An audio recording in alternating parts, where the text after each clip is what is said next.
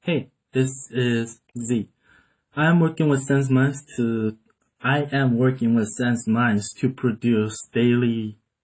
to produce daily videos on sleight of hand and maybe some routines. And I'm going to share my thoughts and subtleties and tips and even routines with you guys so you guys can stay happily at home while in this difficult time. Today I am going to talk about double turnovers and double lifts and framing. Let's see this video first.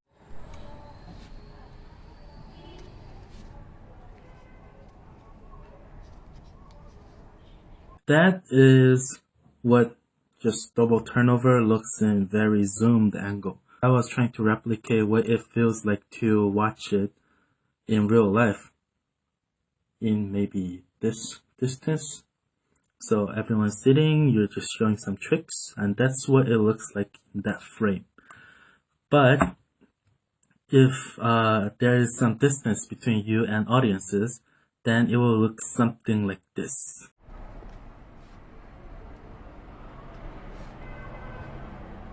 It is not too great in that particular frame because the frame got bigger and all the movements are in here.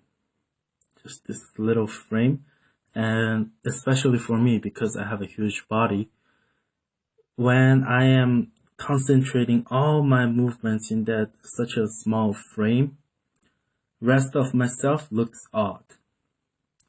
So to further exemplify this thing, let's watch this video.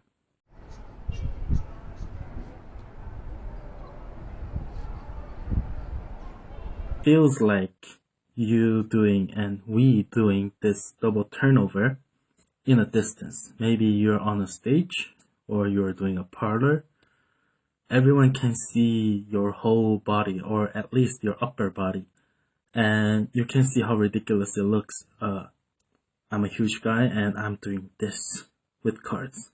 That looks silly. So today's topic is how to frame your double lifts. I had no idea about framing, so that's why I didn't understand when I was doing some parlor gigs. I usually get huge reactions when I'm doing these close-up magic, but I get paid to do parlor or stage or birthday parties up on stage. I do exactly the same thing, but their reaction is not that great. One of the biggest reasons could have been that I was shit.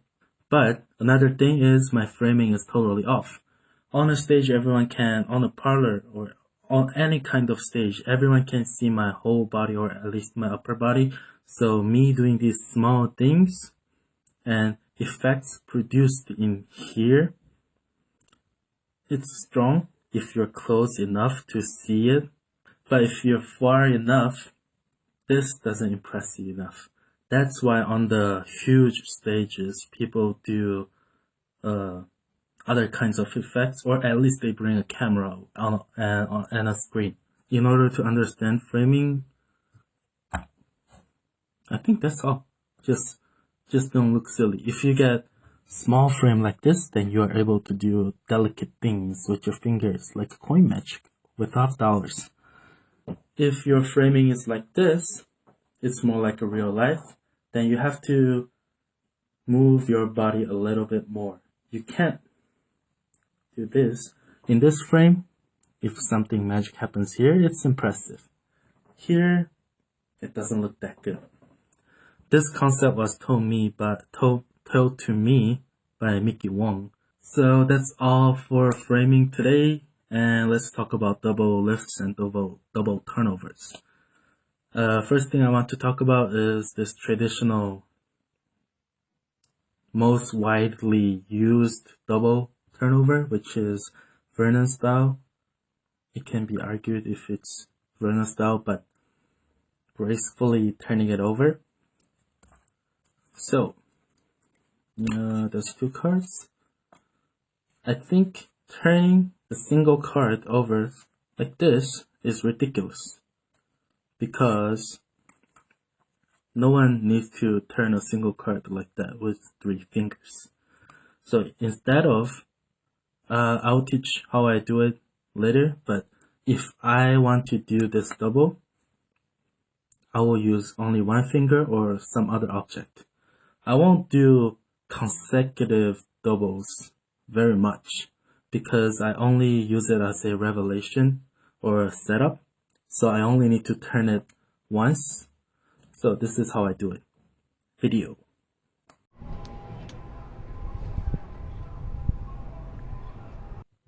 In order to do this turnover, I can't use this. I don't want to use that. So I'm just pretending this deck is a stage. And me turning over this card is a huge revelation. So I try to stabilize my left hand and horizontal, everything. So it feels important. And then I draw attention to it as I lean into the deck. And let's turn it over. And I slowly turn it over. One of the reasons for slowly turning it over is because if I go faster than that, it will split. But if you go slow enough, it builds up the tension. So for example, you're doing ambitious card. I can't even remember the name. If you're doing ambitious card, first phase, they put a card in or whatever, you control it to second to the top, and you say,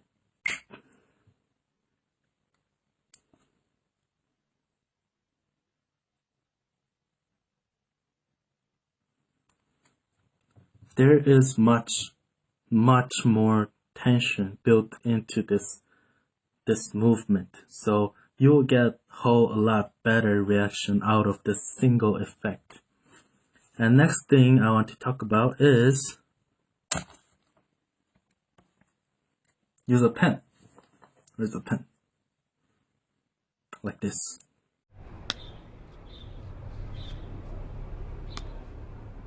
It will look like you're not doing any sleight of hand, when in reality you're actually turning over two cards. Because one of the hand is virtually not getting involved in this process. So it looks like it's almost sleight free. So it's very, very disarming. That's why when I occasionally do ambitious card, I ask them to sign it and I keep this pen in my hand. So I can just, oh, your card on the top. Boom. You know what I mean. And these are such little details that we can think about, but these details, when they pile up, it's the difference between, wow, you're very good with your hands, or now I'm going to really quickly show you how I do doubles most of the time in real life.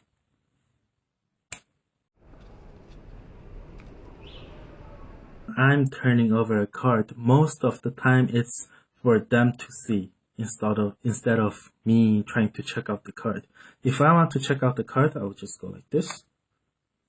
There was a double, but anyway, I'll use single to explain what I'm trying to say.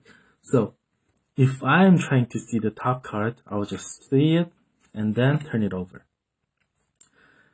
But most of the time it's a revelation, or we are just trying to show them that this card is whatever this is. So turning it over this way, I don't think it makes much sense because it's too much tension for such a not important part of a routine. So instead of this, I will use this. Even if I'm trying to use this finger method of doing it, there's too much tension into it. I'm not trying to bring too much attention into this part of magic. So I just casually, yeah, 4 spades. That's all I need. So exactly how to do it, it's very simple. I haven't seen many people doing this, but I'm sure it's published somewhere. Because I couldn't find out who made this thing, because it's anyone with a brain can come up with it. So I just call it not my double.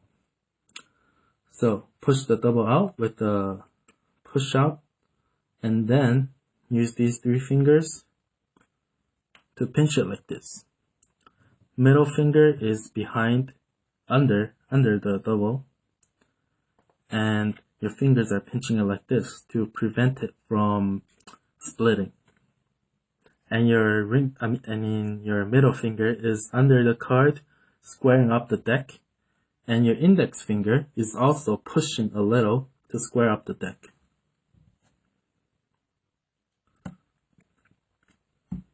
And then all you need to do is just push your middle finger out a little, like this, while pinching the card with your index finger and thumb. Turn over your wrist. Turn your wrist. That's all you need. And if you want to put it back, then you can just drop it and immediately use your left hand to square it up.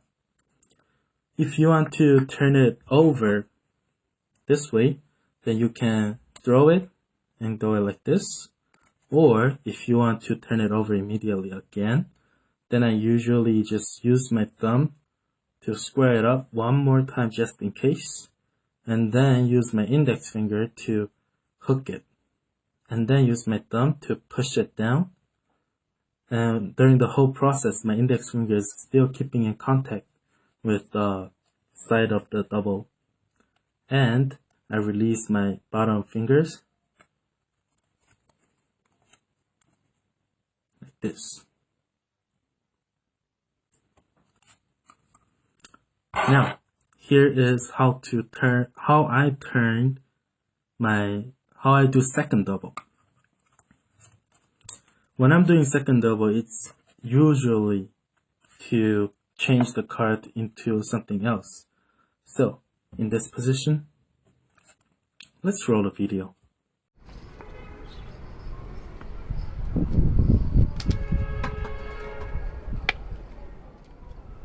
This card is already outjogged, and it's already a single. How to do that? I'm going to teach in my next video. And because you have watched this long video, I'm going to show you how I usually do my Stuart Gordon style doubles. The problem I had with Stuart Gordon style doubles is it looks too restricted. So from here to here, everything looks okay, but when you get here, you have to move your wrist because you cannot move your fingers anymore, because if you move it, it's very likely to split. And it's in a very uncomfortable position. That's why my goal of Stuart Gordon style doubles is to constantly keep my right hand moving. Like in the video, I turn it over, and even before it gets to this point where I can't move my fingers anymore, as it's almost getting there, and I use my left hand to take the card, take the double, right here, and I transfer all the grips to my left hand, and my right hand is just lightly brushing the card, as if I'm just trying to go in like that. So one more time. So 2 cards. Almost unmovable, change the hand, and right hand is just brushing the card. And from here you can do whatever method to do the second double. That's it for today, and if you are interested in double lifts, then you can check SansMinds out, because I have shared a parlor version of a double lift. It looks something like this. And it's a double. And it's at Marlowe's change. See you later.